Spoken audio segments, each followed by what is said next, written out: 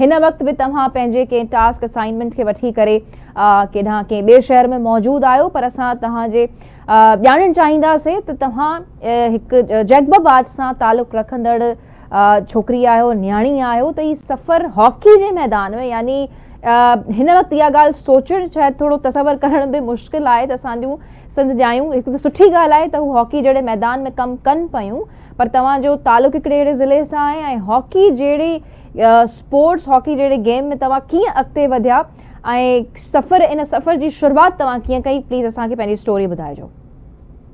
जी अस्सलाम वालेकुम, वॾी महिरबानी तव्हां मूंखे मौक़ो ॾिनो आहे ॻाल्हाइण जो, ऐं उहो बि गर्ल्स स्पोर्ट्स ते। जीअं त असांजे पूरे सूबे में स्पोर्ट्स जो स्कोप ई न आहे, स्पेशली न्याणियुनि लाइ। इरम, ही असां उन्हनि मसलनि ते बि ॻाल्हाईंदासीं, पर पहिरियों तव्हांजो सफ़र ॿुधणु चाहींदासीं, छो त ही सम्झो तव्हांजो असां जेको पूरी जर्नी रही आहे न, असां चाहींदासीं पहिरियों उन ते रोशनी विझो त तव्हां हिकु अकेडमी बि हलायो पिया ऐं हिकु छोकिरी थी करे उहा बि हॉकी जी स्पोर्ट्स अकेडमी हलाइण हिकिड़ी वॾी ॻाल्हि आहे, त इहो सफ़र तव्हां कीअं शुरू कयो? जी 2017 को मूं इहो स्टार्ट वरितो, छो जो मां पाण बि हिकु जुनूनी खिलाड़ी हुयमि, लेकिन तव्हांखे ख़बर आहे त जैकबाबाद हिकु सिंध जो तमामु ई बैकवर्ड इलाइक़ो आहे, ऐं उन जे त जेका जैकबाबाद जी गर्मी आहे उन में स्पोर्ट्स जूं एक्टिविटीज़ थियण त बिल्कुलु बि जेको आहे त कोई चांस न हूंदो आहे। त जेको असांजे दौर में को बि सहूलियतूं न हुयूं, हींअर बि काई एतिरियूं ख़ासि सहूलियतूं न आहिनि त इंटीरियर सिंध में स्पोर्ट्स लाइ। त मूं स्टार्ट वरितो 2017 में। उन टाइम मूं वटि सिर्फ़ु 7 छोकिरियूं हुयूं ऐं असां वटि इक्विपमेंट्स बि न हुया। हॉकी हिकु तमामु महांगो स्पोर्ट्स आहे, काफ़ी एक्सपेंसिव उन जा इक्विपमेंट्स ईंदा आहिनि, त तमामु घणो चैलेंजिंग हुयो त हॉकी स्टार्ट कयूं। असां वटि का बि जेके रिसोर्सिस बि न हुया, लेकिन 7 हॉकी स्टिक्स सां, 7 खिलाड़ियुनि सां ऐं सिर्फ़ु 3 बॉल्स सां असां हिन सफ़र जो आगाज़ कयोसीं।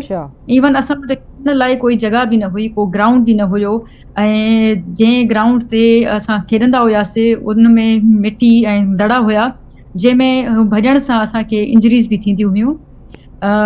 इन सफ़र में 6 सालनि में तमामु बहितरीन हिकिड़ी टीम ठाहीसीं, जेका न सिर्फ़ु जैकबाबाद पूरे लाड़काना डिवीज़न खे हुन रिप्रेज़ेंट कयो। ज़बरदस्त। ऐं जैकबाबाद जूं न्याणियुनि जेको आहे त पाकिस्तान बोर्ड जी टीम खे रिप्रेज़ेंट कयो। 6 न्याणियूं असांजूं जेके आहिनि जैकबाबाद जूं छोकिरियूं जेके पाकिस्तान खां ॿाहिरि वयूं, इवन मां पाण बि न वञी सघियमि, ऐं मूं जेको आहे त इहा एफर्ट करे पंहिंजी जैकबाबाद जी छोकिरियुनि खे ट्रेंड कयो। ऐं असांजी जैकबाबाद ऐं लाड़काना डिवीज़न जी हिस्ट्री में फर्स्ट टाइम जेको आहे हिकु छोकिरी पाकिस्तान जे हिकु डिपार्टमेंट खे ज्वाइन कयो आहे। ख़बर आहे त जिथे सिंधियुनि जी सिलेक्शन न हूंदी आहे, डिपार्टमेंट्स ज्वाइन करण तमामु ॾुखिया हूंदा आहिनि, उन जे लाइ हिकिड़े गेम जो लेवल खपंदो आहे, त उन में ट्रायल ॾियणु ऐं सिलेक्शन थियणु हिकु वॾी अचीवमेंट आहे।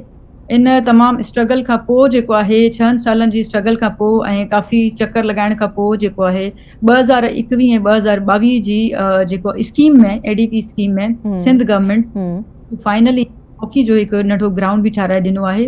ऐं इंशाअल्लाह कोशिशि कयूं था त अञा वधीक जेका असां एफर्ट करे नेशनल लेवल ते पंहिंजी छोकिरियुनि खे